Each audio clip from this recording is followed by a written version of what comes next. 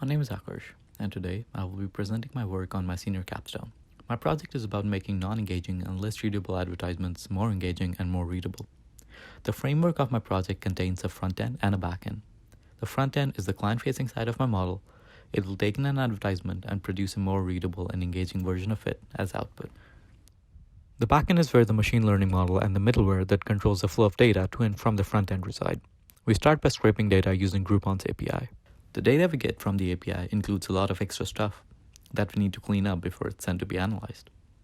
We analyze the advertisements and put them into buckets based on the flesh reading scale and the Coleman-Liu index. But these scores are not the only things that we use to analyze the sentences. We also use a list of active call to action words.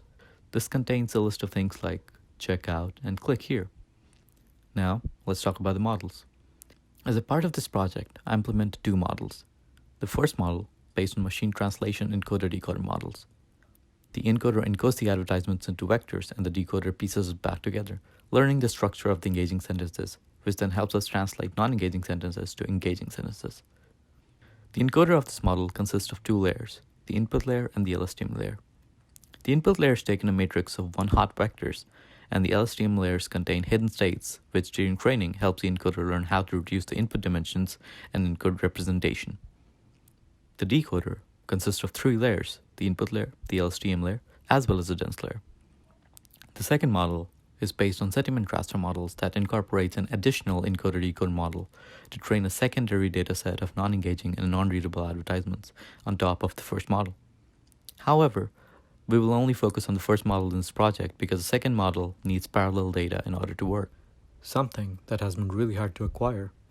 I have been able to implement and finish all parts of the architecture that I just went over.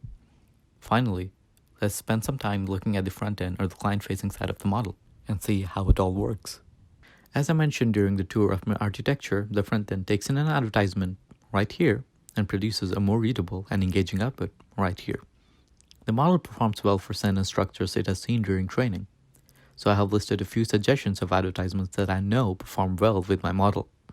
Once the user inputs an advertisement, they will be able to see the flesh reading score, the Coleman-Liu index score, as well as the call to action words within the sentence right here. Here's a guide that lets the user know what the scores mean and see if the sentence actually became more readable and engaging. So let's use one of the suggestions mentioned here and see what the output is. As you can see, the output is more readable and engaging as well. And there's also a call to action word present in the output.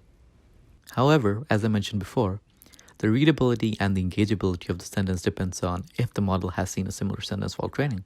To demonstrate this, let me go to Groupon and find a new ad that I can use. This seems like a good enough ad for us to use. And once we press submit, we can see the readability has indeed increased. However, it did not increase by as much as it did when we used the last sentence. Also, as you can see, there are no call to action words contained within the sentence. One of the hardest things while doing this project was finding a dataset. A dataset of advertisements does not exist, or at least not in English. Using a bigger, user-curated dataset or a dataset with parallel data will let us cover more advertisements and help us translate and improve even more sentences. Additionally, performing real-world user testing will allow us to gain insight into how our mathematical formulas and models compare to what someone thinks of the improved output in the real world.